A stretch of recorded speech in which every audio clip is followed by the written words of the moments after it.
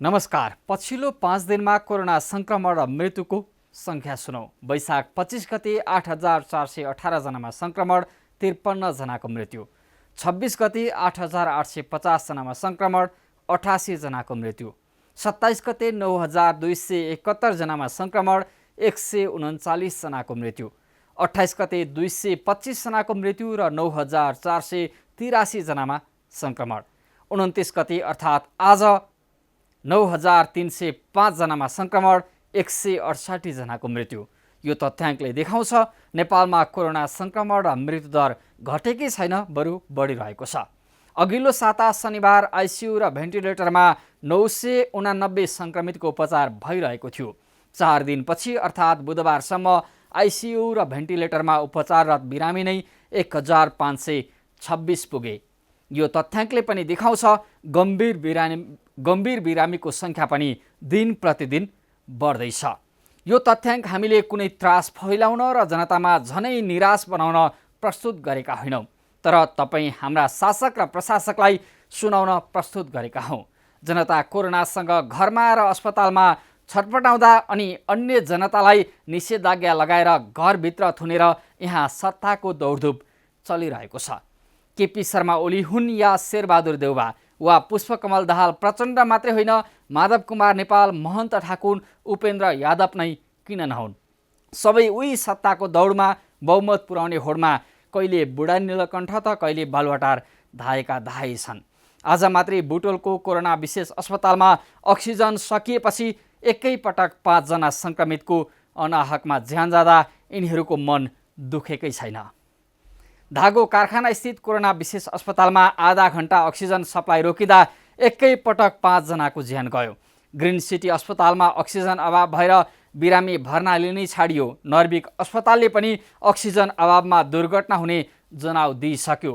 टेकु स्थित शुक्रराज ट्रपिकल तथा सरुवारोग नियन्त्रण अस्पतालमा आएका एम्बुलेन्स बेड नै खाली नभएको भन्दै सिकिस्त बिरामी धमाधम फर्काएका छन्।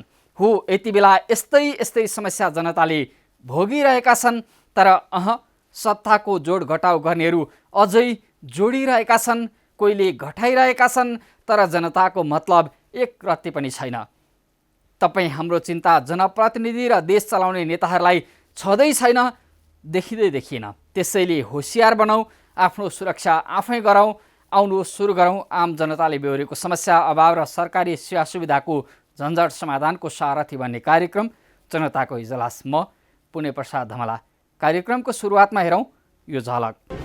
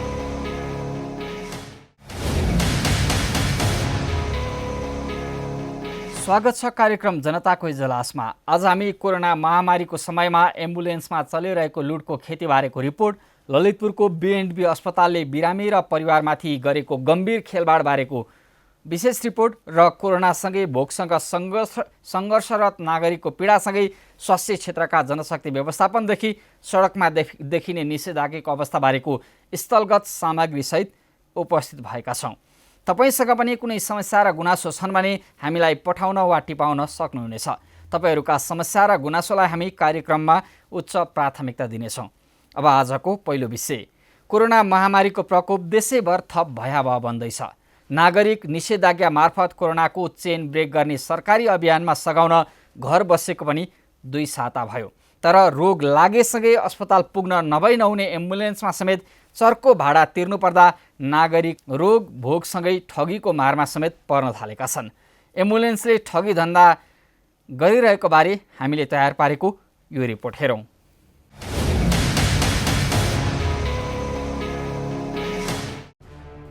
बिरामीका लागि अस्पतालसम्म पुग्ने सहज र भरपर्दो माध्यम हो एम्बुलेन्स। अझ कोरोनाको दोस्रो लहरको संक्रमण तीव्र भएपछि निषेधाज्ञाका कारण बिरामीलाई अस्पताल पुर्याउन एम्बुलेन्स नै चाहिन्छ। तर एम्बुलेन्सले बिरामी बोक्नै नमान्ने र बोके पनि मनपरी भाडा लिँदा सर्वसाधारण मर्कामा परेका छन्। हरेक अस्पतालमा कोरोना संक्रमित पुर्याउने एम्बुलेन्सका चालकले बार्गेनिङ गरेको प्रश्न देखिन्छ। नजिकैको दूरीमा समेत एम्बुलेन्स चालकले मनपरी पैसा उठाउँदा समेत कसैले चासो देखाएको देखिँदैन। आज हामी एम्बुलेन्स चालकद्वारा ठगिएका केही उदाहरण समेत प्रस्तुत गर्दैछौँ। नमस्ते, सविता मल्ल। यी हुन् काठमाडौँको सीता पाइलाकी सविता मल्ल। सोमबार आफ्नो श्रीमान बिरामी भएर अस्पताल जानै पर्ने अवस्था भएपछि उनले एउटा एम्बुलेन्स खोजिन्। उनले श्रीमानलाई केएमसी अस्पताल ल्याएर घर फर्काएको 10,000 तिर्नु पर्यो। जोखिमको समयमा अत्यावश्यक चाहिने एम्बुलेन्सले पीडितलाई झनै पीडा दिएका छन् भन्दा फरक पर्दैन। कोरोना महामारीका समयमा मानवता नै बिर्सेर भाडा लिएको सविताको गुनासो छ। 2 घन्टा केएमसी लगेर लिएर आयो। केएमसीमा लगेर एक्सरे गरेर औषधि दिएर मात्रै लिएर आयो। सिट छैन भनेर अनि उसले 10,000 लियो। आज फेरि यहाँ बिहान इमर्जेन्सी परेर लिएर आएको सीता पाइलाबाट टेकु हस्पिटल 4,000। पैसाको व्यवस्था गर्नुपर्छ। सबै चिज टेन्सनै छ नि। सबैको काम बन्द छ, पैसा पाउन पनि गाह्रै छ। हिजो 10,000 पैसा एम्बुलेन्स लिँदाखेरि चाहिँ हजुरहरूले बिल माग्नु भयो भएन?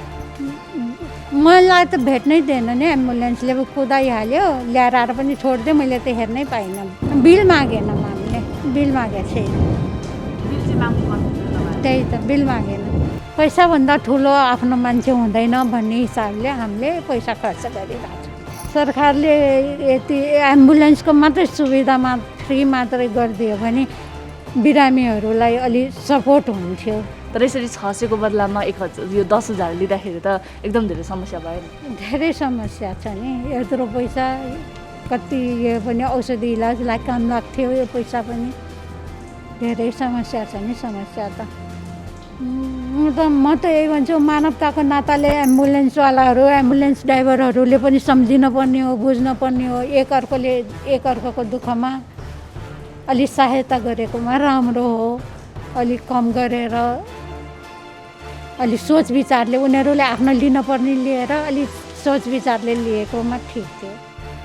यस्तै रौतहटबाट आफ्नै आमालाई ग्यास्ट्रिकले च्यापेपछि आमालाई लिएर वीर अस्पताल आइपुगेका प्रमोद जैसवालको पनि समस्या उही छ।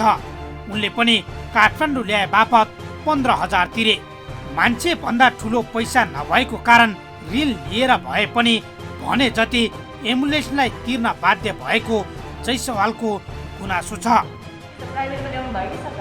प्राइभेट एम्बुलेन्सबाट लिएर आएको। पैसा के कस्तो लाग्यो? ठिकै छ कि महँगो छ? महँगो पऱ्यो, धेरै महँगो पऱ्यो। 15,000 लिएको छ। 15,000 दिनुभयो? बिल माग्नु भयो? बिल दिनुभयो। बिल माग्नु भयो कि बिलै नदिएको? मैले बिल पनि मागेन। अनि उहाँले त्यस्तो बिल सम्बन्धी थाहा थिएन। अनि अब 15,000 भन्दाखेरि अलिक धेरै भएन र? धेरै भयो, हजुर। त्यो पनि पाउन गाह्रो थियो। इमर्जेन्सी सिचुएसन परिसकेपछि त अब जति लिने अब ल्याउनै पर्थ्यो। धेरै समस्या छ हामीहरूको लागि त। अब गरिब मान्छेलाई त एउटा त अब जति समस्या भए पनि अब मान्छेलाई बचाउनु पर्यो। अब मान्छेले ऋण लिएर पनि जसरी भए नि यहाँसम्म ल्याउनै पर्छ। हजुर।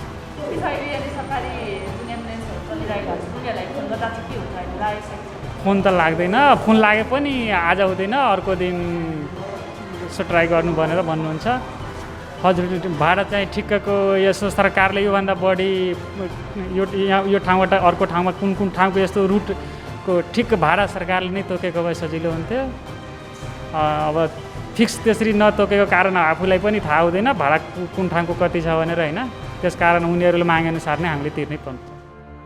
यी त केही प्रतिनिधिमूलक घटना हुन्। यति बेला जुन अस्पताल पुग्दा पनि एम्बुलेन्सको मनपरी शुल्क लिएको आरोप लगाइरहेका छन्। न त बिल दिन्छन् न त अन्य पैसा तिरेको कुनै प्रमाण नै दिन्छन्, जसका कारण सर्वसाधारण बारम्बार ठगिरहेका छन्। एम्बुलेन्सलाई आकस्मिक सेवाको महत्त्वपूर्ण साधनको रूपमा लिइन्छ। नेपालमा जिल्ला एम्बुलेन्स सञ्चालन समितिले एम्बुलेन्सको भाडा र शुल्क निर्धारण गरेको हुन्छ। जिल्लाभित्रका एम्बुलेन्सहरूले त्यही तोकेको भाडाको आधारमा सेवा दिनुपर्ने हुन्छ। तर अहिले प्राइभेट एम्बुलेन्स चालकहरूले कोरोना महामारीको समयमा बिरामी बोके बापत मनपरी भाडा असुल्दा समेत गुनासो गर्ने कुनै ठाउँ नै छैन। निषेधाज्ञा र आकस्मिक अवस्थालाई देखाएर एम्बुलेन्सहरूले बार्गेनिङ गर्ने, भने जति नदिए सेवा नै नदिने जस्तो अमानवीय र अनुचित कामहरू गर्दै आएका छन्। महामारीको समयमा एम्बुलेन्स चालकहरूले मनपरी भाडा लिने हुँदा सर्वसाधारण मर्कामा परेका छन्। हरेक मानिस निषेधाज्ञाका कारण घरभित्रै छन्। उनीहरूलाई आपतकालीन अवस्थामा एम्बुलेन्स नै चाहिन्छ। तर महामारीको दाउमा कमाउ धन्दा गर्ने एम्बुलेन्स चालक र संस्थालाई सरकार कारबाही नै गर्न सकेको छैन। कतिपय यस्ता एम्बुलेन्स चालक पनि छन् जो निःशुल्क सेवा दिन पनि तयार छन्। कोरोना महामारीको समयमा निःशुल्क रूपमा बिरामीका सेवा गर्नेहरू छन्। सत्यसाई केन्द्रले अहिले निःशुल्क बिरामीको सेवा गरिरहेको छ। बिरामीलाई सेवा गरे बापत इच्छा लाग्नेले दिने नभए भाडा नमागेको एम्बुलेन्स चालक कृष्णराज थापा बताउँछन्। दिनमा हाम्रो यो के बिरामी त हाम्रो के यता यहाँ के कहिले बिरुवा ल्याउने, कहिले ग्यान्डी, कहिले भक्तपुर होइन, दिनमा त्यस्तै 3-4 जना 5 जना हुन्छ। अनि रक्तदान पनि हिँडिरहेको छ, त्यही ब्यानर टाँसिरहेको छ। अनि रक्तदान यो अहिले रगतको अभावले गर्दाखेरि रगतको लागि पनि हामीहरू हिँडिरहेको छौँ। हाम्रो यो हेड अफिसबाट अनिखेर त्यहाँबाट हामी 2जना छौँ, उहाँ र हामी 2जना हिँडिरहन्छौँ। पैसाको रेटको हिसाबले कसरी लिइराख्नु भएको छ बिरामीहरूबाट? हाम्रो पैसा लिँदैन, सत्यसाई केन्द्रको पैसा लिँदैन। हाम्रो निःशुल्क केन्द्रले तेल हालिदिन्छ, गाडी बिग्रे उनीहरूले बनाउने हो, हामीले चाहिँ निःशुल्क पुर्याइदिने हो। तपाईँले देख्नुभयो होला नि त, एम्बुलेन्सहरूले पनि अरूले पैसा लिएको त देख्नु भएको छ। कतिसम्म लिइरहेको थाहा पाउनु भएको छ तपाईँले? अब त्यो चाहिँ त हामीलाई थाहा हुँदैन। अब उनीहरू अब आउँछन्, अब कति लिन्छन् के गर्छन् त्यो हामीलाई थाहा हुँदैन। हामी चाहिँ त्यस्तो लिँदैनौँ। हाम्रो चाहिँ अब जस्तो चिने जाने मान्छेले तेल हालिदिन्छु भन्यो भने तेल हालिदिने हो। विभिन्न स्थानीय तहमा जनप्रतिनिधिका चिल्ला गाडी छन्, तर सो स्थानमा एउटा पनि एम्बुलेन्स खरिद गरिएको छैन। बिरामीलाई अस्पतालसम्म पुर्याउन समस्या भएको भन्दै जनप्रतिनिधिका गाडी माग्दा समेत नदिएपछि कतिपय स्थानमा त नाराबाजी नै चलेको थियो। अहिले कतिपय जनप्रतिनिधिले आफ्नो गाडी एम्बुलेन्सका रूपमा समेत प्रयोग गर्ने पनि भनिरहेका छन्। अस्पतालमा बेड नपाइनु र अर्कोतर्फ एम्बुलेन्सले समेत लुट्न खोज्नुले सर्वसाधारणलाई शास्ति भइरहेको छ।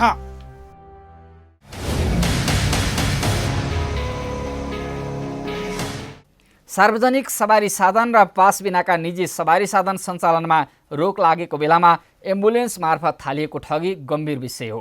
केही मनकारी सङ्घ र चालकले बिरामीलाई निःशुल्क र सस्तो शुल्कमा अस्पताल पुर्याइरहे पनि अधिकांशले गरिरहेको ठगीमाथि सरकारको नजर पुगोस्। हाम्रो खबरदारी जारी रहनेछ। अब आजको अर्को विषय, ल्याबले कोरोना सङ्क्रमण भएका बिरामीहरूलाई नेगेटिभ रिपोर्ट बनाएर वा स्वाब टेस्ट नै नगरी PCR रिपोर्ट बेचेका तथ्यहरू बाहिरिए पनि अस्पतालभित्र हुन सक्ने बदनियतका खेलहरू अहिलेसम्म बाहिरिएका थिएनन्। तर ललितपुरको ग्वारको स्थित B&B अस्पतालको लापरवाहीबाट क्यान्सर बिरामीको मृत्युपछि बदनियत उदाङ्गो हुनबाट रोक्न कोरोना सङ्क्रमित बनाउँदै आफूहरूमाथि अन्याय गरेको प्रमाणसहित पीडित परिवार हाम्रो कार्यालयसम्मै आइपुगेका छन्। कृष्णमाया थापाको मृत्यु प्रकरण र उपचारसँगै पीडित परिवारमाथि अस्पतालले गरेको अन्यायपूर्ण व्यवहारबारे पीडितको गुनासो र प्राप्त प्रमाणका आधारमा तयार पारिएको यो विशेष रिपोर्ट हेरौँ।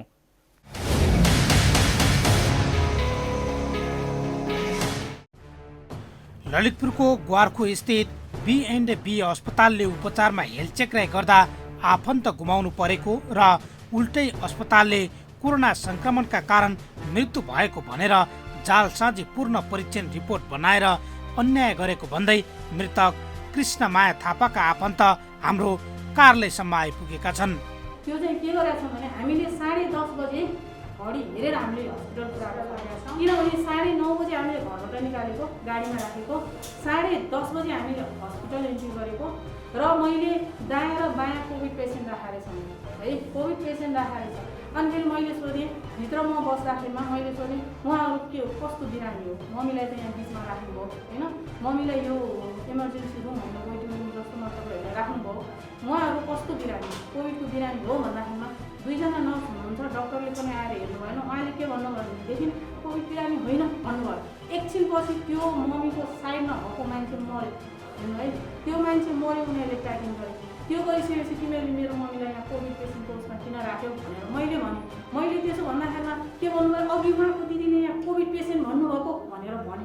मैले मेरो आमालाई मैले कोभिड पेसेन्ट भने भनेर मलाई आरोप लगाउनु भयो। किनभनेदेखि त्यसको साइडमा कोभिड पेसेन्टको साइडमा मेरो मम्मीलाई बिचमा राखेको थियो। ल होइन भनेदेखि हामी त्यो कोभिड पेसेन्ट उनीहरूले कोभिड पेसेन्ट र मेरो मम्मी क्यान्सर पेसेन्टलाई अगाडि राखेर उपचार गरेको थियो र त्यो पेसेन्ट मऱ्यो। अर्को दिदी रुँदै रुँदै आएर फुलमाला लगाएर उनीहरूले ऱ्यापिङ गरेर लग्यो। त्यो बेलामा मैले मेरो मम्मीलाई किन कोभिड पेसेन्ट पोस्टमा राखेको भन्दाखेरि उहाँको मान्छेले भन्नुभएको उहाँ कोभिड पेसेन्ट भनेर हाम्रो फाइल ल त्यो गएर हाम्रो कोभिड पेसेन्टको फाइलको रिपोर्ट खै भनेर धुइँ सबैले रिपोर्ट पठाएन। पुलिस प्रशासनको एकजना दाइ हुनुहुन्छ, उहाँले 15 चोटि हेर्दा र मेरो दाइले 15 चोटि हेर्दाखेरिमा कोभिड पेसेन्टको रिपोर्ट डिस्चार्जमा छैन, डिस्चार्ज त्यसपछि उनीहरूले हतार पुलिस प्रशासनले यसरी घेरेर उनीहरू नर्सहरूलाई भित्र पठाएर फाइल फुटेर अनि फेरि भित्र लगेपछि त 22 फाइल छैन। उनीहरूले के गरे लगिसकेपछि अनि ल रिपोर्ट भनेर फाइलको सबभन्दा तल रिपोर्ट राखेको। पीडित परिवार भनिरहेका छन् अस्पतालमा नियमित किमोथेरापी गराइरहेकी कृष्णमायाको स्वास्थ्यमा वैशाख 20 गते सामान्य स्वास्थ्य समस्या देखियो। चिकित्सकसँगै परामर्शमा अस्पताल भर्ना गरिएकी थापा हिडेरै अस्पताल पुगिन्। रगत कम भएको भन्दै डाक्टर अरुण शाही लगायतको टिम मार्फत सुरु भएको उपचारबाट आन्तरिक ब्लिडिङको समस्या देखा परे पनि अस्पतालले सुधार भएको भन्दै वैशाख 24 गते डिस्चार्ज गरिदियो। तर बिरामीको अवस्था सुधार भएकै थिएन। यहाँ चाहिँ अक्सिजनको अभाव भयो। हामी बरु कोसिस गर्छौँ, तपाईँहरू पनि बरु अन्त कोसिस गर्नुहुन्छ। हामी यस्तो क्रिएटिभ बिरामी मान्छेलाई हामी घर लगाइराख्छौँ। तपाईँले त यस्तो भन्नुभयो भनेपछि अब हामीले ल्याएर अब यहाँ के अरे तपाईँहरूले चाहिँ नभए होइन यहाँ डेन्जर हुन्छ, हस्पिटलमा मान्छे मर्छ, बरु घरै नर बचाउँछु हामीले लिएर गयौँ। 2-3 दिन बक्स नानो यो कालो दिशा केही फरक पर्दैन भनेर उनीहरूले यो उपचार पुरा नभइकन नि उनीहरूले डिस्चार्ज गरिदिएको। हाम्रो भनाइ हाम्रो आमालाई हामी जब कि एउटा औषधि खुवाउन सुध त डक्टरलाई फोन गर्थ्यौँ भने कोभिड लागेको भए त हामी अरू 10 लाख रुपियाँ राखेर हामी उपचार गराउँथ्यौँ नि, किन डिस्चार्ज गर्यो? पीडित परिवारले उपचारमा गम्भीर हेलचेक्राइ गरिएको आरोप लगाइरहँदा अस्पतालकै कतिपय गतिविधि र चिकित्सकबाट भएका अस्वाभाविक व्यवहारले समेत B&Bले नागरिकको उपचारमाथि खेलवाड गरिरहेको त छैन भन्ने प्रश्न उब्जाएको छ। पुनः वैशाख 27 गते कृष्णमायामा पुरानै समस्या देखिएपछि चिकित्सकसँग फोन मार्फत सल्लाह लिएर बिहान 10:30 बजे अस्पताल भर्ना गरिएको। त्यति बेला इमर्जेन्सीमा नभई कोभिड-19 का संक्रमित राखिएको प्रतीक्षालयमा उपचार गराएर क्यान्सर पीडित बिरामीको जीवनमाथि खेलवाड गरेको आरोप परिवारले लगाइरहँदा अस्पतालले एम्बुलेन्समै बाटोमै ल्याउँदै गर्दा मृत्यु भएको भन्दै अस्पतालमै उपचाररत रहँदाको समय राखेर जारी गरेको यो बदनियतपूर्ण डेथ सर्टिफिकेट पनि एकपटक हेर्नुहोस्।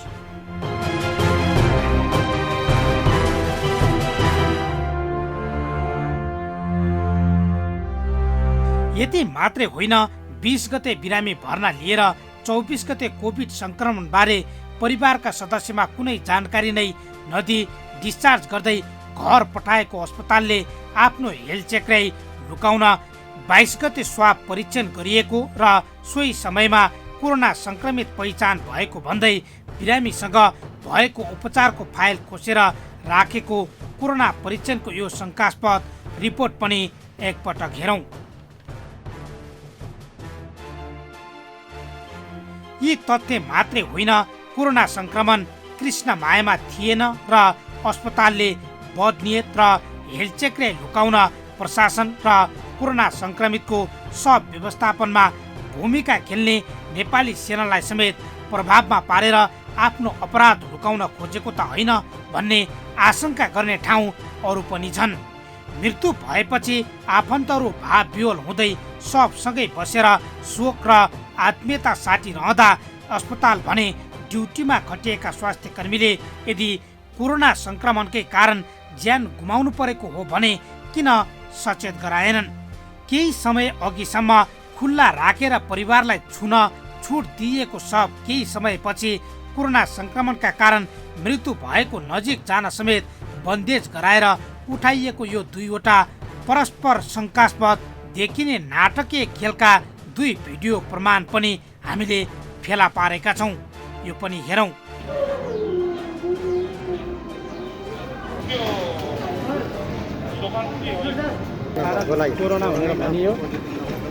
कोभिड संक्रमितसँगै राखेर किन क्यान्सर बिरामीको उपचार गराएको भन्दै परिवारका सदस्यहरूले बारम्बार जिज्ञासा राख्दा पनि अस्पतालले व्यवस्था गरिरह्यो।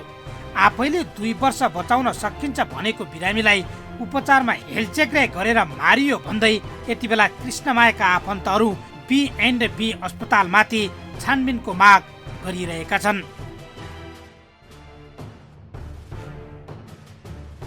कोभिड लागेपछि चाहिँ भेन्टिलेसनमा राख्ने कुनै कन्डिसन हेरेर राख्ने भनेपछि मेरो मम्मी क्यान्सर पेसेन्ट भएपछि त त्यहाँ छोएपछि त गाह्रो हुनसक्छ नि त, उनीहरूले भेन्टिलेसनमा राख्नु पर्थ्यो। अथवा चाहिँ यहाँ छैन तपाईँहरू अन्त कतै व्यवस्था गर्नुहोस्, यो डकुमेन्ट लिएर गएर भन्नु पर्थ्यो। त्यो पनि दिनुहुन। उल्टो के भने यहाँ सर्छ, घर लगेर सुरक्षा हुन्छ भनेर घरमा भएको 20 जना परिवारलाई पनि सङ्क्रमित भयो त हो नि। यो त यतिको डिस्टेन्स त्यसरी चाहिँ नि साथ दिनुभयो। उहाँहरूले चाहिँ एकजना त मानौँ घरको परिवारलाई पनि धरापमा पारिदिनु भयो र यहाँ डक्टरहरूको पनि धेरै दादाले छ। औषधिदेखि लिएर यहाँ 100 पर्ने औषधि 500 मा बेचिन्छ। यो पनि एकचोटि अनुगमन गरेर B&Bको चाहिँ नि पर्दाफास गरौँ न। हामी जस्ता पीडित चाहिँ धेरै यहाँ घरखेत बेचेर ल्याएर हस्पिटलमा बुझाएर हस्पिटलका सञ्चालन समिति डक्टरहरूलाई धनी बनाउने मात्रै हो। हामी चाहिँ रोडमा आउँछौँ सर। हाम्रो माग भनेको हाम्रो लास्ट B&Bले दिएको भयो, यहाँसम्म आउँदैन थियो। अहिले पनि हाम्रो माग भने कोभिड बिरामी भएर अब PCR टेस्ट गरेर हस्पिटलले पुरै अगाडिदेखि नै जानकारी गराएको भए हामी मान्थ्यौँ। अब यतिखेर आएर उनीहरूलाई जे मन लाग्यो त्यही भनेर चाहिँ तुरुन्त भने भएर यो मान्ने अवस्था छैन। अब B&B हस्पिटलको विषयमा कुराकानी गर्नु पर्दाखेरि उनीहरूको विषयमा हामीले अब जिल्ला प्रशासन कार्यालय ललितपुरमा गयौँ। उहाँहरू पनि हाम्रो अब के अरे निवेदनै दिएर उनीहरूले हाम्रो रजिस्टरै गरेन, गर्दै गर्दैन, एउटा कुरा त्यहाँ भयो। त्यस पछाडि जाउँदाखेरि जिल्ला प्रहरी कार्यालयमा आयो, त्यहाँ पनि हाम्रो कुराको केही सुनवाई नै भएन, केही पनि भएन। अनि अब B&B हस्पिटललाई अब त हामी जस्तो सर्वसाधारणले त अब मुद्दा हाल्ने, उनीहरूलाई चाहिँ सबक सिकाउने त्यो चाहिँ हामीबाट चाहिँ अब हामी गर्न सक्दैनौँ। तर B&Bले जस्तो अहिले लापरवाही गरेर यस्तो यो बेलामा पनि लापरवाही गरेर मान्छे लुटिँदै खेलवाड गरेर यो चाहिँ गलत हो, यसको चाहिँ निन्दा हुनुपर्छ। अनि अब भनौँ न अब B&Bमा अहिले अब हामीले अघि नै भन्यो B&Bसँग हामीले मुद्दा गरेर उनीहरूलाई हामीले जित्न त सक्दैनौँ। उयो हामीले अहिले मनको तर्कमा त राखेर होइन, किनभने उनीहरू अब राष्ट्रिय दलको मान्छे, त्यही भएर त अब हामीले केही गरे फरकै पर्दैन। पीडित परिवार केही अधिकारकर्मी समेतको साथ लागेर जिल्ला प्रशासन, महानगरी प्रहरी परिसर जाउलाखेल, मानव अधिकार आयोग लगायतका विभिन्न निकाय धाउँदा समेत गुनासोको सम्बोधन भएको छैन। कृष्णमायाको उपचारमा गरिएको हेलचेक्राकै कारण मृत्यु भएको भन्दै यति बेला पीडित परिवारलाई मानव अधिकारको क्षेत्रमा काम गर्ने मानव अधिकार सङ्गठनले सहयोग गरिरहेको छ। अधिकार कर्मीहरू भन्दैछन् थापा परिवारमाथि अन्याय भएको छ, B&B माथि छानबिन गरेर पीडितमाथि न्याय गरिनुपर्छ। कोभिड बिरामी भनेर उहाँहरूले भनिसक्दा पनि त्यहाँनिर 2 जनाको पेसेन्टहरू चाहिँ तपाईँको चेक जाँचमा हुनुहुन्छ त्यो वार्डमा चाहिँ। एउटा गल्ती त्यहाँनिर देखेँ सर मैले। अर्को गल्ती भनेको यदि कोभिडैबाट बिरामी हुने हो भने हाम्रो यहाँ पीडित पक्षहरूले गएर उहाँको खुट्टा ढोग्नेदेखि लिएर उहाँको हात समात्नेदेखि लिएर सबै गर्दाखेरि पनि प्रशासनले किन रोकिएन? प्रशासनले त्यहाँ रोक्न आउनु भएन। अनि कोरोना होइन, अनि तपाईँको के भयो भनेदेखि हामीले त्यहाँ बुझ्ने बेलामा त्यहीँको मान्छेहरू सेक्युरिटी गार्डहरूसँग बुझ्ने विषयमा पनि सेक्युरिटी गार्डले हिजो भर्खर के भन्नुभयो भनेदेखि सर यो वार्ड भनेको कोभिड वार्ड होइन, सर यो वार्ड भनेको अर्कै वार्ड हो, तपाईँको कोभिड वार्ड भनेको 4 तला माथि छ भनेर हामीलाई सेक्युरिटी गार्डले भन्नुभयो।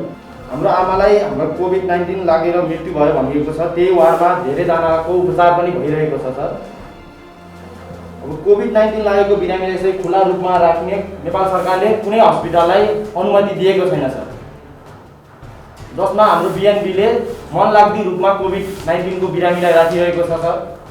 यो कारणले गर्दा धेरैजना सङ्क्रमित हुने र उहाँहरूले भनेअनुसार हामी सबैजना सङ्क्रमित पनि भइसक्यौँ सर, उहाँहरूको हेल्थ चेकाइको कारणले गर्दाखेरि। अब उहाँहरूको एउटा भनाइ चाहिँ के छ भनेपछि जुन समस्या हामीले पायौँ नि सर, त्यो अरू नेपाली जनता कसैले नपाउन् भन्ने छ सर।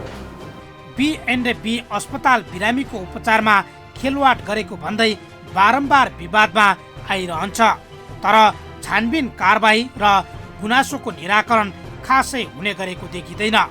कृष्ण माया थापाको मृत्यु प्रकरणमा पीडित परिवारमाथि अन्याय भएन भन्न सकिँदैन।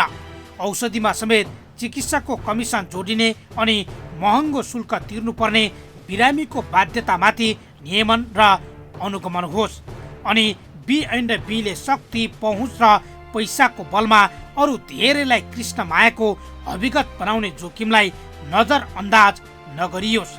यो पीडित परिवारको गुनासो सम्बोधनमा प्रधानमन्त्री केपी शर्मा ओली, स्वास्थ्य तथा जनसङ्ख्या मन्त्री हृदय त्रिपाठी र स्वास्थ्य क्षेत्रका नियामक निकायको गम्भीर ध्यानाकर्षण होस्।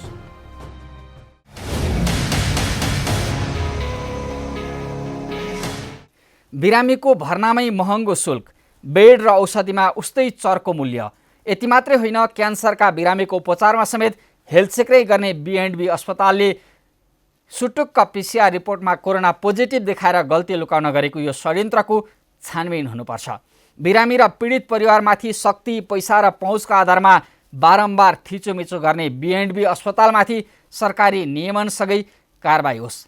कृष्ण मायाका परिवारले न्याय पाउन्, यसबारेका थप तथ्यसहितको फलोअप जारी रहनेछ। अब एकैछिन विश्रामपछि रोगसँगै भोकसँग सङ्घर्षरत नागरिकको पीडासँगै स्वास्थ्य क्षेत्रका जनशक्ति व्यवस्थापनदेखि सडकमा देखिने निषेधाज्ञाको अवस्थाबारेको स्थलगत सामग्रीसहित उपस्थित हुनेछौँ। हामीसँगै रहनुहोला।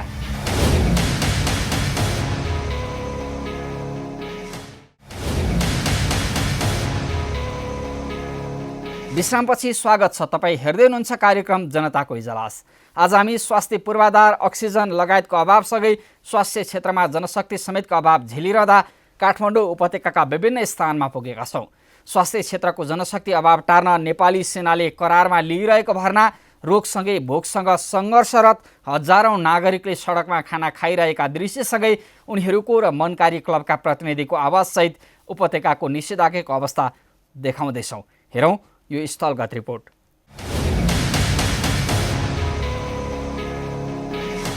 देशका 77 जिल्लामध्ये एकाध 2-4वटा जिल्ला बाहेकमा निषेधाज्ञा जारी भइरहँदा यो क्रम अधिकांश जिल्लामा लम्बिने क्रममा पनि छ र काठमाडौँ उपत्यकामा मात्रै आज साँझबाट सकिन लागेको निषेधाज्ञा थप 15 दिन बढाइएको छ। त्योसँगै निषेधाज्ञामा केही कडाई गर्ने भनेर पनि जिल्ला प्रशासन कार्यालयले जारी गरेको परिपत्रमा भनौँ अथवा निर्देशनमा विभिन्न कुराहरू उल्लेख छन्।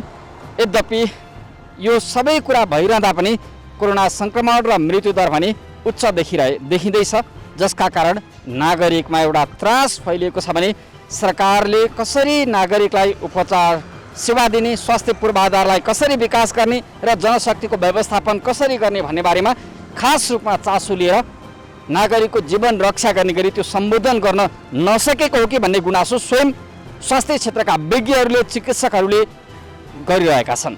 राज्य स्तरबाट जनशक्ति व्यवस्थापनको पहल भइ नसक्दा नेपाली सेनाले भने करारमा जनशक्ति स्वास्थ्य क्षेत्रका जनशक्ति व्यवस्थापन गरेर नागरिकको जीवधनको रक्षाका निम्ति एउटा सराहनीय भूमिका खेलेको भन्ने हामीले जानकारी प्राप्त गरेका छौँ र हामी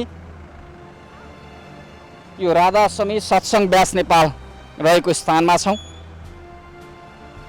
सामाखुसी र वसुन्धरा चौकीको बिचमा यहाँ नेपाली सेनाले करारमा स्वास्थ्य क्षेत्रका जनशक्ति थप गरेर नागरिकको उपचार सेवालाई व्यवस्थित गर्ने काम गरिरहेको छ। यो दृश्य पनि हामी देखाउँछौँ। भित्र करारमा स्वास्थ्य कर्मी छनौटको काम भइरहेको छ भने केही यो सङ्क्रमणमा यो महामारीमा नागरिकको जीवदानका निम्ति हामी योगदान दिन तयार छौँ भनेर थुप्रै पेसाकर्मीहरू यहाँ उपस्थित भएको पनि हामीले देखिरहेका छौँ। के अनि अब सरकारले लकडाउन गराइदिइहाल्यो, अब कोरोनाको उसमा काम गर्छु नै भनेर खटेर आइरहेछ। अब आफ्नो जीवको सुरक्षा त आफै गरिन्छ नि। सङ्क्रमितको उपचार अथवा सेनाले खटाएको दायित्व पुरा गर्न जोखिम बोल्न पनि तयार हुनुहुन्छ? तयार अब हुनै पर्यो। अब गर्छु भनेर काम गर्न गर्छु भनेर आइसकेपछि तयार हुनै पर्यो। हजुर हजुर, अब के गर्नु त, अब गर्नै पर्यो होइन। लकडाउन भयो भने अब कोरोना जति नै लाग्यो भने हामी अब कोरोना नलाग्नेले चाहिँ अब यसो सेवा गरौँ होइन, त्यही हो। खासै पहिला चाहिँ नर्सिङहरूको लागि अब त्यति धेरै प्लेसमेन्टहरू चाहिँ पाउँदैन थियो, अहिले भर्खर भर्खर पाउन खोजा हो। अब खासै सरकारीमा राम्रो हुन्छ भनेर नै हो, तर अब यस्तो बेला पनि नर्सेसहरूलाई प्रायोरिटी दिएको छ जता पनि, जुन हस्पिटलमा पनि। त्यसैले पनि हो सरकारी, फर्स्ट अफ अल त सरकारी जागिर भएर हो, प्लस जोखिमपूर्ण भन्दा पनि सबै पिपीहरू दिँदा ओर्दा त हामीलाई कोरोनाको त्यति डर पनि हुँदैन। स्वयं सत्तारूढ दल नेकपा एमाले बाहेकका अधिकांश दलहरूले सरकार कोरोना महामारी नियन्त्रणमा असफल भयो, नागरिकको जीवधनको रक्षामा उपचार गर्ने दायित्वबाट भाग्न खोज्यो भन्ने आरोप पनि लगाइरहेका छन्। यद्यपि स्वास्थ्य क्षेत्रमा पूर्वाधार, आइसियुको बेड सङ्ख्या, भेन्टिलेटरको बेड सङ्ख्या र सामान्य सङ्क्रमितलाई उपचार गर्नुपर्ने बेड सङ्ख्याको अभाव हुँदा निकै ठुलो सङ्ख्या 5-6 हजार सङ्क्रमित मात्रै विभिन्न अस्पतालमा उपचाररत छन् भने अन्य बाँकी करिब 1 लाख पुग्न लागेको सक्रिय सङ्क्रमित मध्ये अधिकांश घरमै छन्, होम आइसोलेसनमा बसेर कोरोना विरुद्धको युद्ध लडिरहेका छन्। सरकारले निषेधाज्ञा जारी गरेका जिल्लाहरूको सङ्ख्या पनि बढिरहँदा, समय सीमा थपिरहँदा रोगसँगै भोकको चिन्ता हरेक नागरिकमा बढ्न थालेको छ। त्यसैले त काठमाडौँ उपत्यकाका विभिन्न स्थानमा यसरी विभिन्न युवा क्लब र स्वयंसेवी मन भएका हरेकलाई पीडामा परेकालाई साथ दिने त्यो ऊर्जा शक्ति, इच्छा शक्ति भएका नागरिकहरूले, सेवा भाव बोकेका व्यक्तिहरूले यसरी रोगभन्दा भोकको चिन्ता बढिरहेका नागरिकहरूलाई बिहान बेलुका खाना खुवाउने काम गरिरहेका छन्। हामी यहाँको यो दृश्य देखाउँछौँ। जो नागरिकहरू, थुप्रै नागरिकहरू यसरी यो स्थानमा खाना खुवाइरहेको दृश्यमा भने केही सन्देश पनि छ। यहाँ भौतिक दूरी कायम गराएर भिडभाड नगरिकन नागरिकलाई सुरक्षित गराउँदै भोग हटाउने काम गरिएको छ। यहाँ खाना खाइरहनु भएका केही खाना खाँदै हुनुहुन्छ है? खाना खान लागेको छ, के भन्नु पर्ने अब। भनेपछि रोगसँगै भोकको चिन्ता बढ्न थाल्यो तपाईँहरूमा? हजुर, रोगभन्दा भोकको चिन्ता बढी भइरहेको छ। यो सहयोगी मनहरूले खुवाइरहनु भएको छ खाना? सहयोगी साथीहरूले खुवाइरहनु भएको छ। अब रोगभन्दा नि भोक ज्यादा भयो, यो याद गर्नुहोस्। जो मान्छेले आफूलाई चिन्दैन, को राष्ट्रपति को प्रधानमन्त्री, उनीहरूले हेरेछन्। यी दाजुभाइहरूले त आफ्नो सहयात्रीबाट, जस्तो तपाईँहरूको सहयोगबाट गभर्मेन्टले हेरेछ अहिलेसम्म, पोहोर हेऱ्यो, अहिले हेरिरहेको छ। मान्छे रोगले मरेका छन्, भोकले। सङ्क्रमित भइयो, अस्पतालमा उपचार छैन, अक्सिजन छैन, घरमा बस्यो, खानालाई गाह्रो छ। खानालाई गाह्रो छ। हस्पिटल लिएर गयो भने एउटा सुई हालिदिन्छ, कोरोना लाग्यो भने त 2 घन्टा 13 मिनटमा मारिदिन्छ। सिद्धेर यही हो गभर्मेन्ट। राज्यले नागरिकप्रति अभिभावकत्व दिए, वास्ता दिएको यदि कस्तो मान्छे राष्ट्रपति भएको छ तपाईँलाई थाहा छ होइन र? तपाईँ एउटा सञ्चारकर्मी होइन? को प्रधानमन्त्री, कति क्लास पढाए प्रधानमन्त्री, कसो घरमा भाडामा बसे प्रधानमन्त्री? पक्कै पनि पीडा हो नागरिकको। सरकारले सङ्क्रमण नियन्त्रण गर्न समयमै सीमावर्ती क्षेत्रलाई सिल गरेर नागरिकको जीवन रक्षा गर्न महामारी रोक्नु त सकेन बन्दाबन्दी गरेर नागरिकको रोजगारी समेत खोसेका नागरिकहरूलाई कुन अवस्थामा बसिरहेका छन् त्यो हेर्न नसक्दाको यो आक्रोश हो, यो पीडा हो। किनकि हरेक नागरिकले यो देशमा बाँच्न पाउनुपर्छ, हरेक नागरिकको जीवनको रक्षा हुनुपर्छ, किनकि यो संवैधानिक दायित्व पनि हो सरकारको। तर देशका अस्पताल क्षेत्रमा जाउँ, भित्र बेड पाइँदैन, बाहिर हरेक नागरिक अक्सिजन सपोर्टका भरमा पीडादायी अवस्थामा हृदय विदारक दृश्य देखिने गरी बसिरहेका छन्। सडकमा यसरी विभिन्न युवा क्लब, विभिन्न समाजसेवी सङ्घ संस्थाहरूले सयौँ हजारौँ नागरिकहरूलाई खाना खुवाइरहेका छन्। सरकार कहाँ छ? यो प्रश्न हरेक नागरिकले गरिरहेका छन्। 10 महिना पनि बढी भइसकेको छ हामीलाई खान दिएको। हजुर महाकालले। यहाँ हामी यो दृश्य देखाउँछौँ। यहाँ सयौँको सङ्ख्यामा यसरी नागरिकहरू खाना खाइरहनु भएको छ। यहाँ रोगभन्दा बढी भोकको चिन्ता बढ्न थालेको छ। यो दृश्य पनि सरकारका लागि पाठ हुनुपर्छ। हुन त सरकारले अक्सिजन नपाएर हार गुहार गरेका नागरिकहरूलाई अक्सिजन दिन सकिरहेको छैन, बेड पाएन भनेर एम्बुलेन्समै मर्ने अवस्था बनिरहँदा पनि उनीहरूलाई उपचार सेवाका निम्ति स्वास्थ्य पूर्वाधार दिन सकिरहेको छैन। तर महिनौदेखि यहाँ केही युवा क्लबका व्यक्तिहरूले, केही युवाहरूले खाना खुवाइरहनु भएको छ। हजुर, यो हाम्रो जय महाकाल युवा क्लबले नै खुवाइरहेको। कहिलेदेखि तपाईँहरूले यसरी? यो हाम्रो लगभग 1 वर्षभन्दा बढी भइसक्यो। 1 वर्षभन्दा बढी भइसक्यो। कति जतिलाई यहाँ खाना बस्नुहुन्छ? यहाँ हाम्रो खाना खाने व्यवस्था छ के छ? बिहान र बेलुका गरेर लगभग 2000 जनाभन्दा बढी हुन्छ। यहाँ मात्रै नभइकन पशुपति, यहाँ यता के कुन पुल अरे बालाजु पुल, अनि यहाँ गरेर लगभग बिहान बेलुका 2000 जनाले खाना खान्छ। महिनौदेखि चलिरहेको छ। राज्यका कुनै निकायले तपाईँलाई हेरेर वा स्याबास राम्रो काम गर्नु? राज्यको निकायले त खोइ अलिअलि सहयोग गर्ने काम गर्नु भएको छ? अहिलेसम्म त्यस्तो केही आएको छैन। राज्यले केही सहयोग गरेको छ। यो हाम्रो सङ्घ संस्था, अब यो साथी इष्टमित्र दाजुभाइहरूले चलाइरहेको छौँ अहिलेसम्म। यो दृश्य महिनौदेखि यसरी रोगभन्दा भोकसँग प्रताडित भएका नागरिकलाई खाना खुवाइरहँदा, यहाँ बसेर यसो हेरिरहँदा, उहाँका कुरा सुनिरहँदा कस्तो अनुभूति हुन्छ तपाईँहरूलाई? यो राज्यको उपस्थिति यो देशमा छ या छैन? राजधानी हो यो, यहीँ उपस्थिति छैन जस्तो आवाज उहाँहरूले गरिरहनु भएको छ। के भन्न मन छ राज्यलाई? राज्यले हेर्न पर्ने हो होइन। राज्यले हेर्न सकेको छैन। अब कसरी लिने? अब राज्यको अहिलेसम्म केही सहयोग छैन, हामीलाई छैन, अब यता छैन। राज्यले हेर्नुपर्ने कुरा अब हामी जनताले हेरिरहेछौँ, क्लबले हेरिरहेछौँ।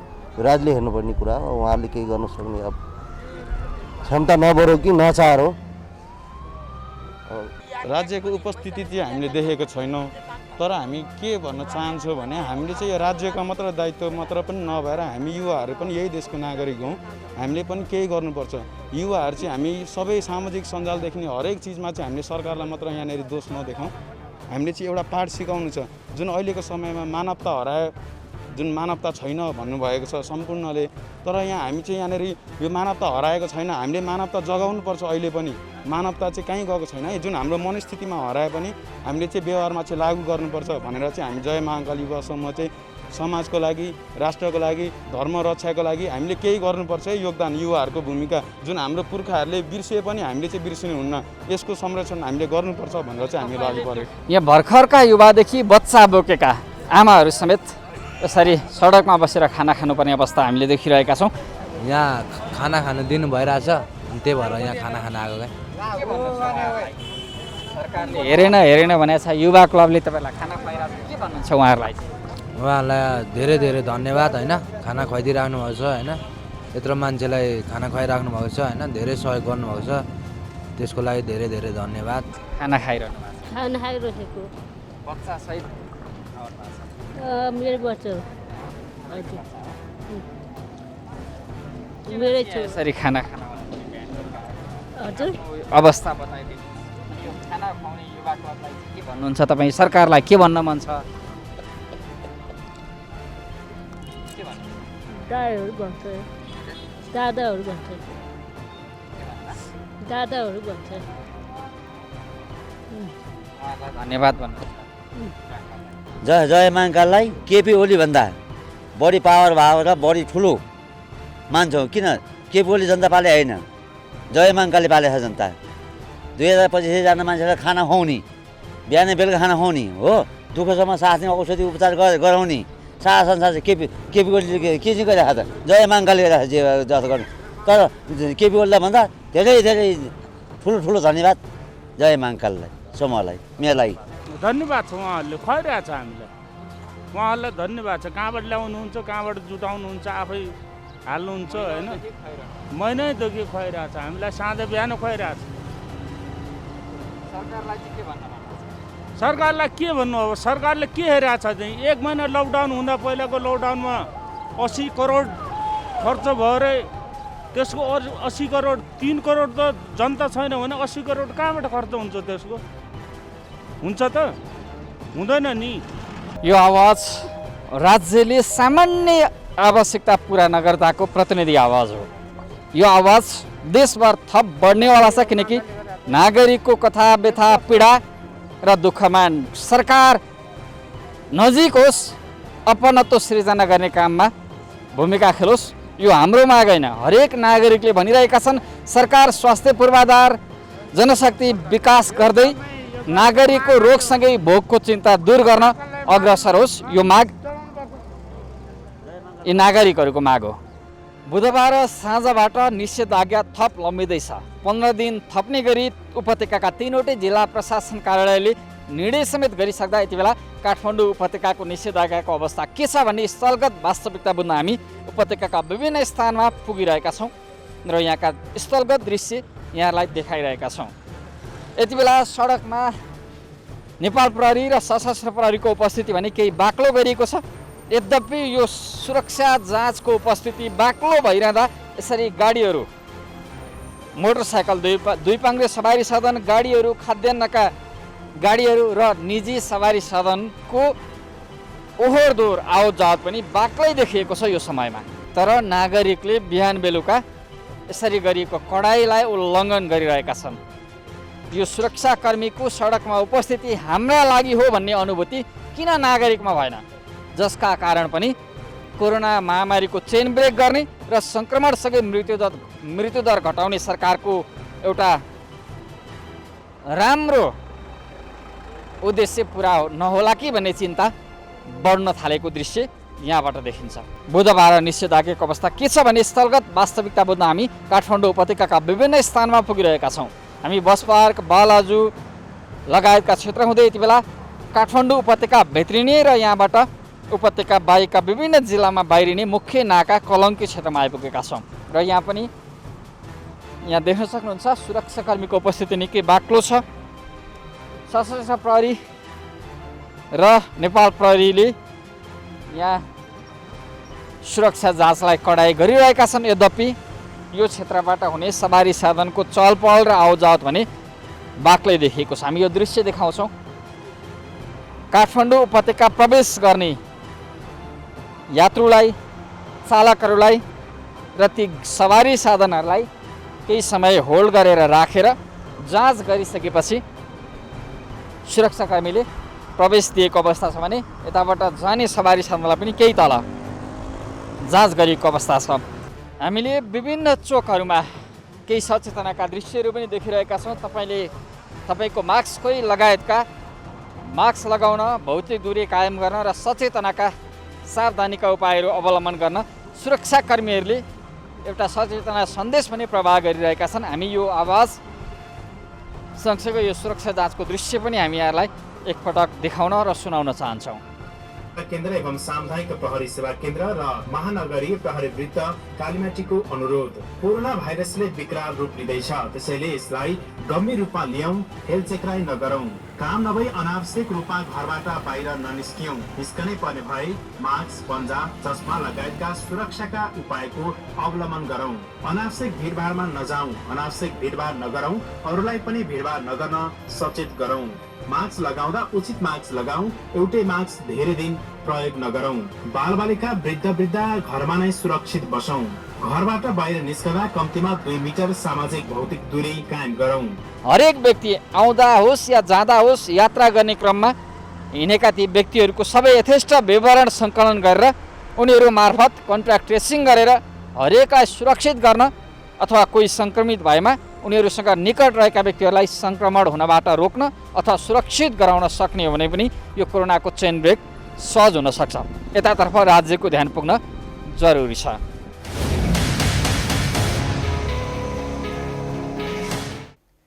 हामी यी विषयवस्तुहरू देखाइसकेपछि सरकारसँग यति भन्छौँ, नागरिकको जीवन रक्षामा व्यवस्था नहोस्। जनता रोग र भोकसँगै रन्थनिएका दृश्यहरू टुलु हेरेर मात्रै शासकहरू नबसुन्। यी र यस्ता कुनै पनि पीडा व्यथा समस्या र गुनासोमाथि कार्यक्रम जनताको इजलास मार्फत निरन्तर खबरदारी गरिरहनेछौँ।